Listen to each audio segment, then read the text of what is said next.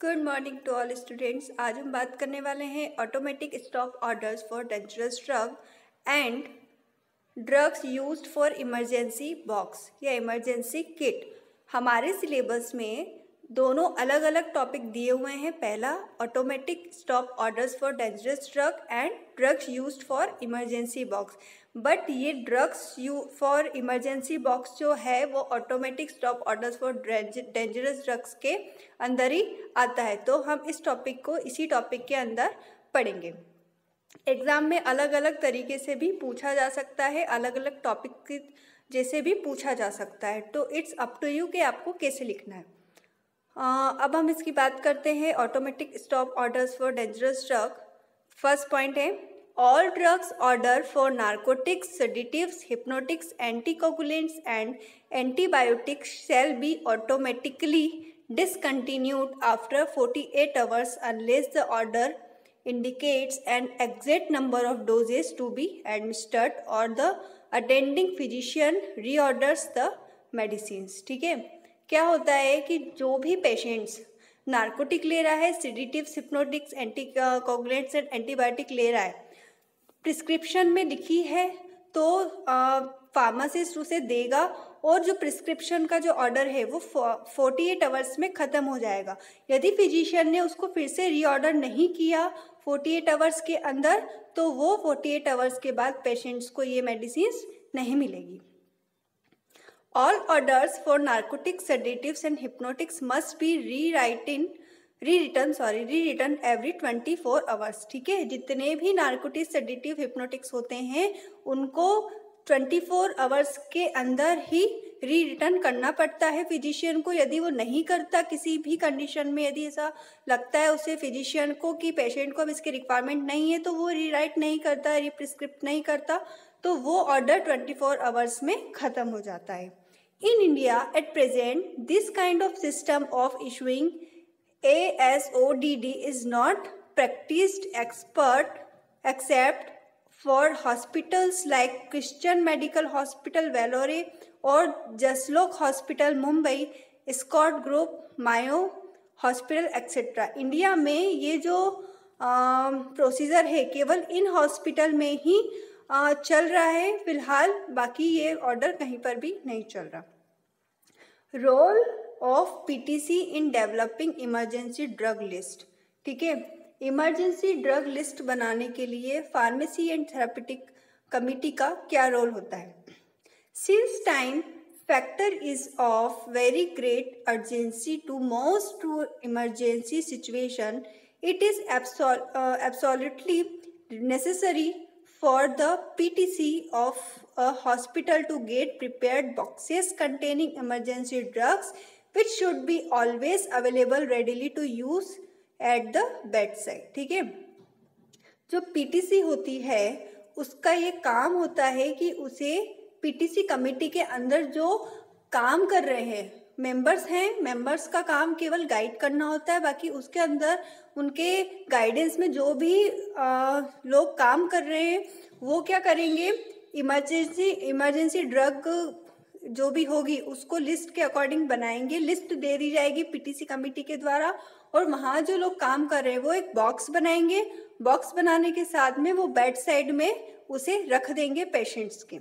List of such drugs and other supplies should be compiled by the committee and it should find their place in emergency kit। वही बात वापस बताई है कि list of such drugs, जो भी emergency drugs हैं वो सप्लाई होना चाहिए एक कमिटी के द्वारा पूरी कंपाइल्ड फॉर्म में, और जो भी जगह है वहाँ पे हमें इमरजेंसी किट अवेलेबल होनी चाहिए। अब इसके अंदर ए वाला आता है supplies to be maintain in emergency box. ठीक है, इमरजेंसी बॉक्स में क्या क्या मेडिसिन होगी, किन किन को मेंटेन करना होगा। फर्स्ट है syringe for various range to each of 1 ml, that is tuberculin और इंसुलिन सिरिंज 2 ml की होना चाहिए। Syringe and 5 ml syringe and 1 other of 10 ml and 20 ml syringe, मतलब 1 से लगा के 20 ml तक की सिरिंज चाहिए हमको। Needles preferably to each of 16th, 18th, 20, 21, 23rd and 26, ठीक है। नीडल होनी चाहिए हमारी 16 से 26 तक की रेंज में। Files for breaking the ampoules, ठीक है। एम्प्यूल्स को ब्रेक करने के लिए कुछ फाइल्स होना ज़रूरी है। टॉर्निक्वेट्स होने चाहिए, एयरवे इक्विपमेंट्स होने चाहिए, रायल्स ट्यूब्स होनी चाहिए। ड्रग्स फॉर इमरजेंसी बॉक्स, ये तो बात हो गई हमारी इमरजेंसी बॉक्स में क्या क्या सप्लाइज होना चाहिए। अब कौन कौन सी ड्रग्स होनी चाहिए हमारे इमरजेंसी बॉक्स में। दीज में be selected in consultation with the physician but the following list is illustrative only. कौन कौन सी ड्रग्स है जो फिजिशियन के कंसल्टेंट के साथ में एक इमरजेंसी बॉक्स में रखनी चाहिए। जो पीटीसी का फिजिशियन होगा, फिजिशियन मेंबर होगा, वही ड्रग लिस्ट तैयार करेगा इमरजेंसी बॉक्स के लिए। तो पहली है एमिनोफाइलिन 0.25 ग्राम पर ml,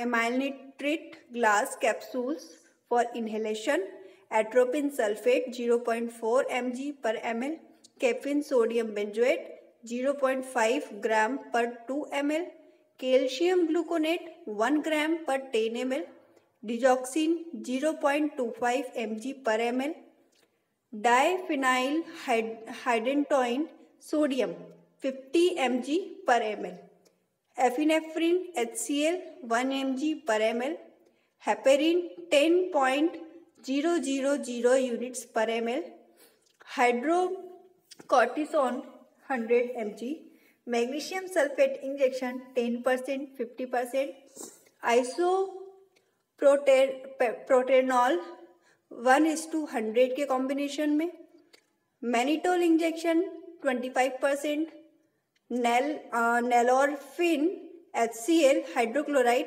10 mg पर 2 ml, नियोस्टिग्माइन methyl sulphate 0.25 mg per ml, norepinephrine injection 0.2%, phenobarbitone 50 mg per ml, पेंटोजोसिन फिनाइलफेरिन HCl hydrochloride 10 mg per ml, फियोमेथाजोन injection, पिक्रोटॉक्सिन injection 3 mg per ml, प्रोकेनामाइन 100 mg per ml, protamine sulphate 20 mg per ml, saline for injection 9% 30 ml, sodium molar lactate solution water for injection 20 ml।